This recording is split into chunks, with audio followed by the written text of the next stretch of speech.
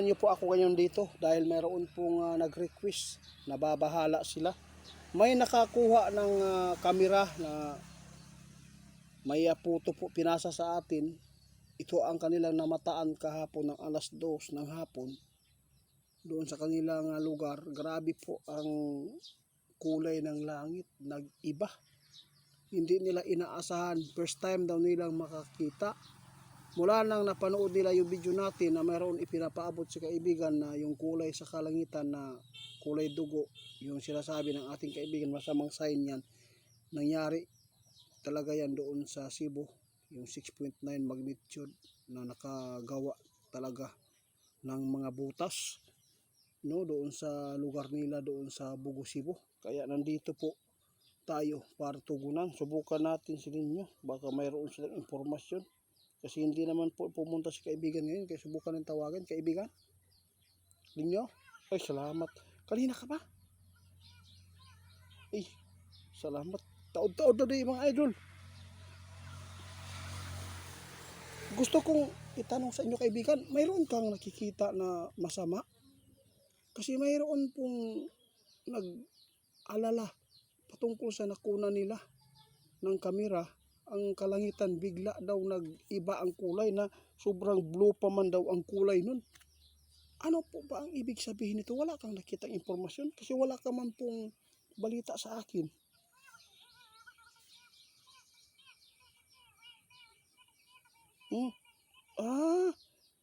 Salamat kaibigan ha. Guys, tandaan po ninyo itong sinabi ng ating kaibigan ha. Yung kulay po doon na nakikita po ninyo, wala talagang impormasyon na masama na nakapasok sa kanilang kaharian. No, wala. Ibig sabihin nito kaibigan,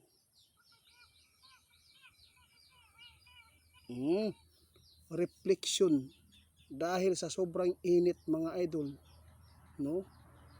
Padulong maguddag hapon, mauna ang pasabot ana nga walay problema. Kaya wala hindi man nakapasok sa kanilang kaharian po yung impormasyon na mayroon pong ibinibigay po na babala sa kanila. Kaya wala po talagang update si kaibigan sa atin ngayong umaga na to kasi talagang ako na lang po ang tumawag sa kanya. Kaya hindi po dapat kayo magpanik, mag-alala.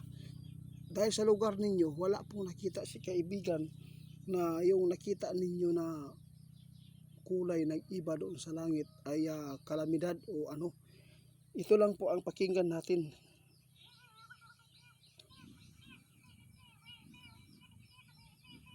Salamat. Kaya sinabi ng ating kaibigan ngayon, no, kung mayroon daw silang mararamdaman at na impormasyon na pumasok sa kanila tulad po ng kulay na nakunan po ninyo, kung mayroon pag-iba sa kalangitan, mga sign, agad-agad sila maghatid sa atin. Pero wala talagang nakapasok sa kanila doon na impormasyon. Kaya huwag kayo daw magpanik.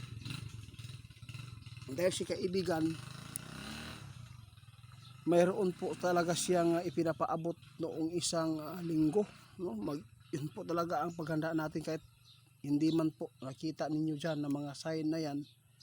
Pero tandaan ninyo, sa panahon natin ngayon ay pasama ng pasama ang mundo natin dahil sa kalamidad. Lalo na yung araw, no? Pasira na. Sobrang lapit na sa earth. Kaya yun po ang advice ni kaibigan. Kahit wala man silang nakitang masama dyan sa nakuha ninyong photo o kamera na kulay ay mayroon pong pangyayari.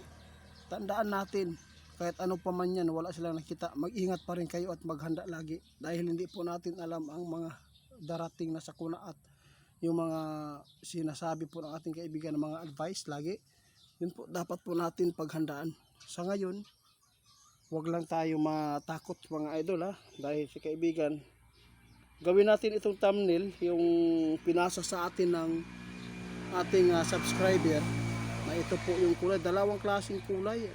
Grabe po ang pagpula, medyo may pagka-yellow orange. Yun po. Salamat. Ibig sabihin ito sa init po yan mga idol.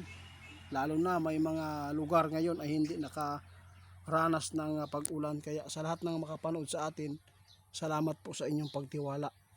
Lalo na sa mga nagtatanong ngayon, nag-request. Kaya dalangin ko na ligtas po kayo dyan, at saka manalangin lang po tayo. At paki-report ni Ghost Hunter 88 Fans 2.0 sa Facebook at sa TikTok. Guys, thank you po sa tiwala, no?